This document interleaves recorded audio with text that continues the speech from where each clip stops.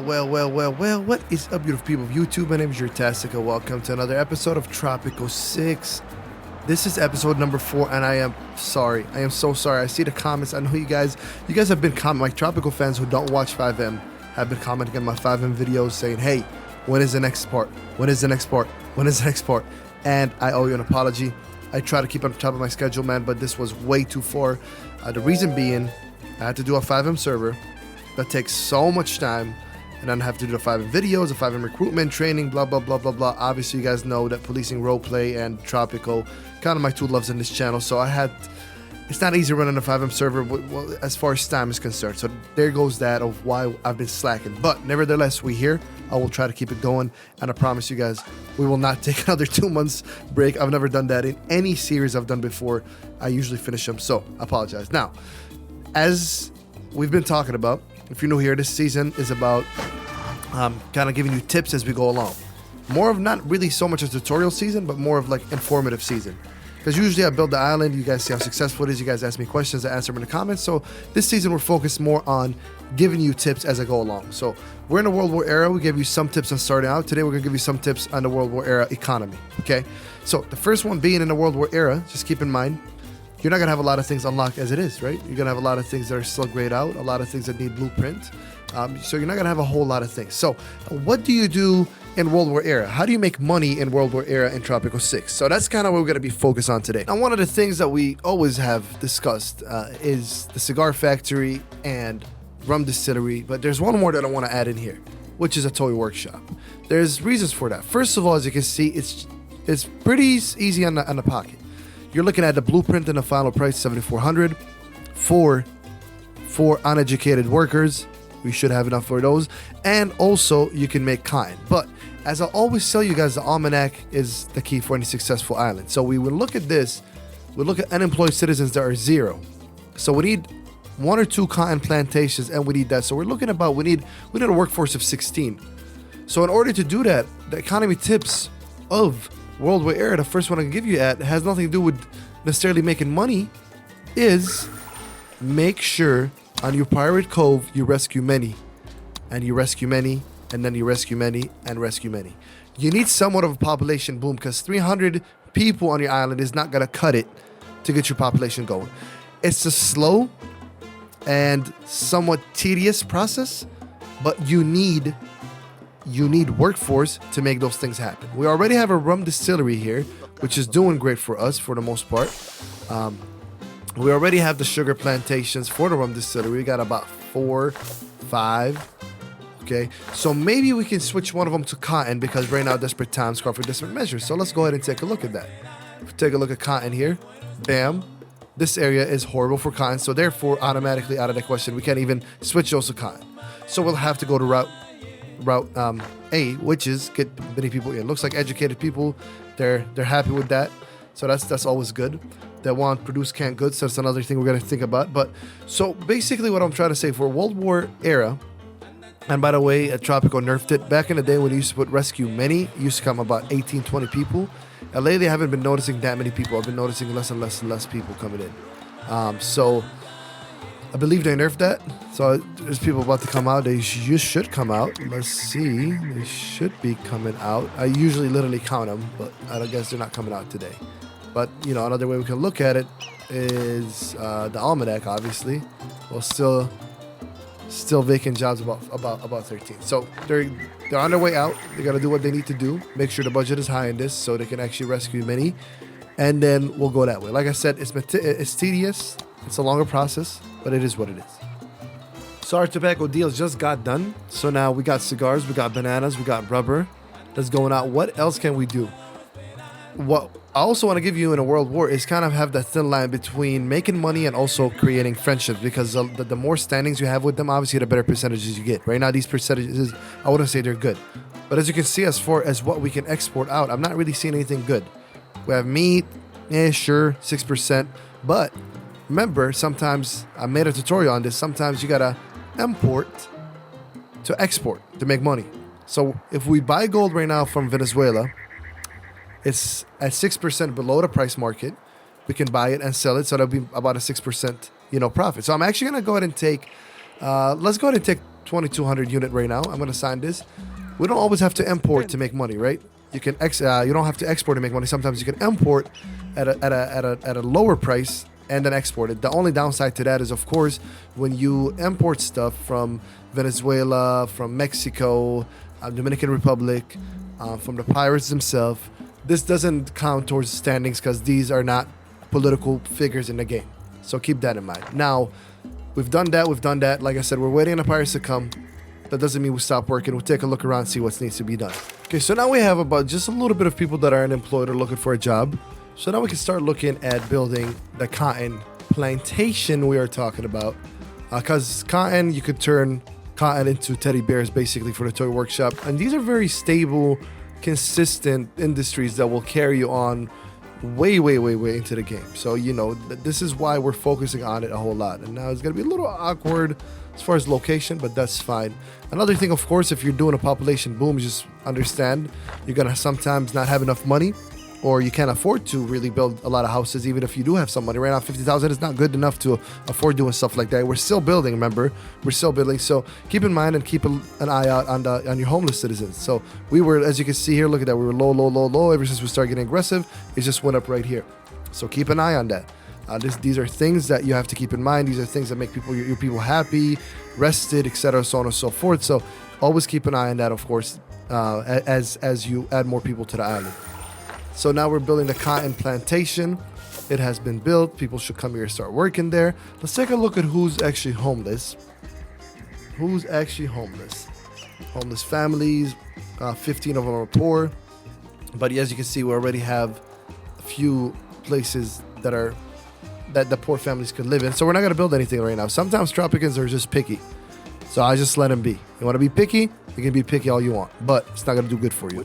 Another thing I want to keep an eye on, okay, so the Fisherman Wharf, it gives us food, great. It gives us money somewhat. I mean, you take a look at the lifetime income in the lifetime. 6,000, obviously, that's normal. It's kind of like the upkeep of it. The production value over time has been 11,000, right?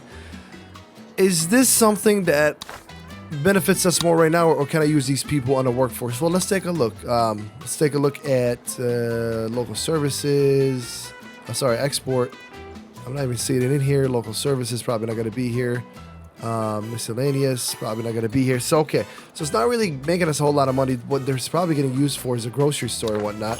If you take a look here, fish, yeah, it's getting used for the corner store. Or the grocery store, which is not bad. But right now, what we can do is go ahead and fire a few people here. It's gonna be less effective, but where we can still get the food, but at the same time, it can help us out to move these people to other jobs that are more essential right now for the economy. So you gotta move some things around. You gotta manage some things around like that sometimes. That's just how it is in this game. Now, the cotton plantation should have a little more people in it. Looks like it's filled up all the way. Perfect. Let's go ahead and get the toy workshop going. There's a toy workshop, and now I believe in order to get the teddy bear or the cotton one to work, you will have to do some type of magic. Let's take a look at the trade route once again. Let's take a look at this. What do we have here? It's not always going to be good. It's not always going to be peachy when you start off. That's completely normal. Now we have ironically, we have a deal for fish now. We didn't have a deal for fish a second ago, but now we have a deal for fish. So we can get canned goods from that. Not only do we get that, but also we get some superpowers, and the superpower is going to like us. So I'm actually going to go ahead and do that. I'm going to sign this deal right here, because also don't forget we have a produce canned goods task right here that can help us with the communist standing as well. So that's actually a win-win for me. It's below our price and all this stuff. Built to residential building, I'll take that. Now these ones, the one that Penultimo gives you, they don't really give you any rewards per se. It's more of quote-unquote guiding you on what you need to do. I'll take it. I'll put it on the side, but I'm not really exactly sure. Like this guy, this is the broker. I don't really care about his task a whole lot, not right now at least. Let's take a look. So homeless citizens, we're climbing up a little bit. We got some broken, some poor people. So let's go ahead and start building for that. Just a couple houses here. These are going to be for the broke, low quality. Tenants must be poor, but you can make them broke. I'll show you how in just a second. I'm actually going to show you how right now. Show you how we can turn this to normal, from normal to broke. Go ahead and put them on high priority. Everything's high priority right now. So now we got the rum industry, we got the toy industry, we can use the cigar industry, obviously, but like we always been talking about, slow and steady in this case. A lot of people where they mess up at is two things: where they want to take on the whole world, and they start building this and building that, and then not realizing they don't have the workforce or to put themselves in the money. And or another thing they don't understand is I get comments like, "Oh man, you're crazy. Why don't you get the weapons factory? It makes a lot of money." Well, because the weapons factory needs electricity. I don't have electricity. It needs high school workers. We don't have that many. Needs multiple industries, which is to mine steel and to mine nickel. I don't have that workforce, so always keep that in mind when you're building. Yeah, these things sound very, very appealing, and they probably can make you more money. But right now, realistically, the only thing that just needs one resource and not the most manpower is rum, tannery, which is useless to me. Rum, tannery, toy shop, a creamery, and a cigar factory. This is why I focus on them right now. So to make money in this era, focus on the simple stuff. Be simple about it. Don't overwhelm yourself. Don't overwhelm your island or your workforce. Okay, so I told you I'm going to show you how to make them into poor. Right now it's broke or poor. This is how you make them into poor. You got to go here and change this to stack them higher, and then broke citizens could live here. Just so we can equal it out a little bit, so this way broke citizens can have it and whatnot. So as you can see, Cuddly Toys, actually we don't have to upgrade it. We're going to switch this to Cuddly Toys, and now it's going to start taking cotton in and producing toys out. So now we have the cotton plantation right here. Pretty easy. We have another industry here that could potentially give us some money. Like I said, slow and steady wins the race when you're in the World War era when it comes to making money. So let's see here. We got cotton coming out. Well, we can use that cotton now. Definitely the canned goods. The canned goods that we just imported. We're selling them back out now, which is great. And it looks like we got some more pirates coming in. And that was actually a good jump from 347, 366. So, like sometimes, like I said, sometimes it's nerfed, sometimes it's not. But now we can go ahead and unlock this so people can get jobs because there's unemployed citizens. And to me, ever since Tropico 4, I've never saw unemployment as a bad thing. Unless it's obviously in the hundreds, then yeah, you might have a little problem. But for the most part, unemployment is not a bad thing for you. Not right away. Oh boy. Elections is coming up. We're at 12%. It's not a good time right now. It's not a good time. No, sir, it's not a good time. Drop down to 5%. We have one military fort. We got two military forts. Oh, look at that. They have actually the attack range. That's very, very nice. Now, that's part of the update. So we got one military fort, two military forts. This is being burnt. I think we have a fire station. Yes, we do. So, yeah, now we're economy sometimes. And if you notice in all my seasons, we will dip in the negatives a little bit, maybe 40, 50,000 negative. We'll go in depth a little bit. No, we'll climb up. This is completely fine. I got it. Don't worry. Once you have me as a president, don't worry about it. Look at that. See how beautiful toys are?